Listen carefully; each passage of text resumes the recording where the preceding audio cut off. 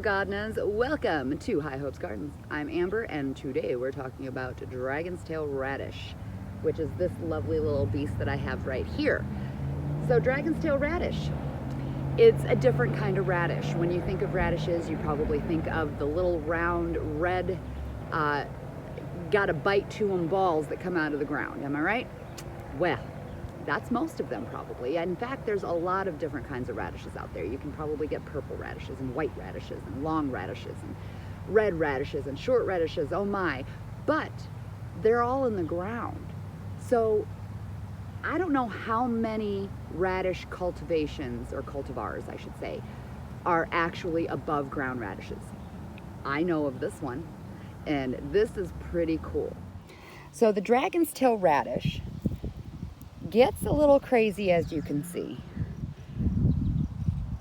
These are the seed pods from the flowers, and those are growing into the radishes.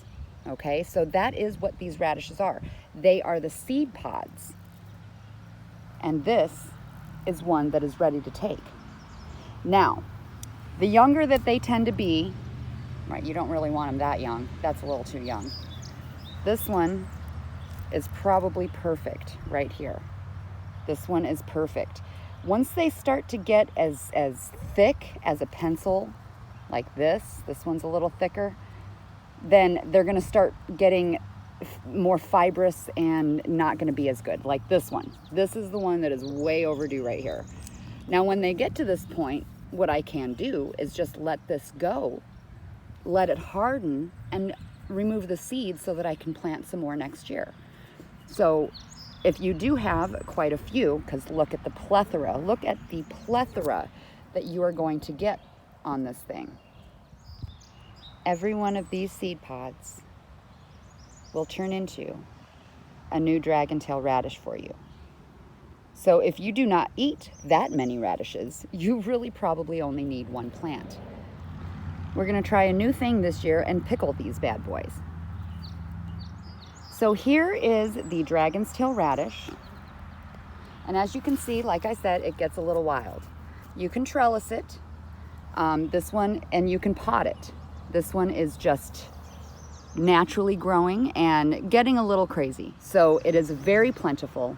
It is a fast harvester. So you're looking at 45 to 55 days once you start seeing and getting some radishes on here. So that is an excellent thing for some real quick things. This is also a plant that likes heat. It is an Asian cultivar, so it likes the heat that it's accustomed to, but it doesn't mean that it's not going to do well in chilly weather as well, because it does. It is an all-around kind of weather crop. So that's really awesome. Another really great thing about this dragon's tail radish is that the leaves, the baby leaves, as well as the flowers, are edible. You can have them in your salads or your stir fries. It's not exactly, I mean, it is a pretty thick leaf actually. Some of these leaves are pretty thick, but your baby leaves generally on things that are edible like this, the baby leaves are generally what you want to go to first, because they're going to be tender and a bit more palatable, okay? If you start, yeah, that tastes, okay. That's the first time I've had a dragon's tail radish, not gonna lie.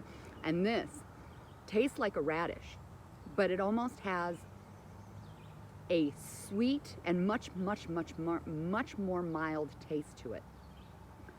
That was delicious. Okay, get yourself some baby radish leaves. If you don't want the whole radish in the salad, just put a couple radish leaves in there, little baby radish leaves. Oh, those are good. So you can eat the radish leaves. The thicker, more mature leaves, yeah, that's got some radish bite to it. It's good though. It's really good. And then a flower. Let's try a flower. So you can do the flowers too. Pretty little salad garnishes.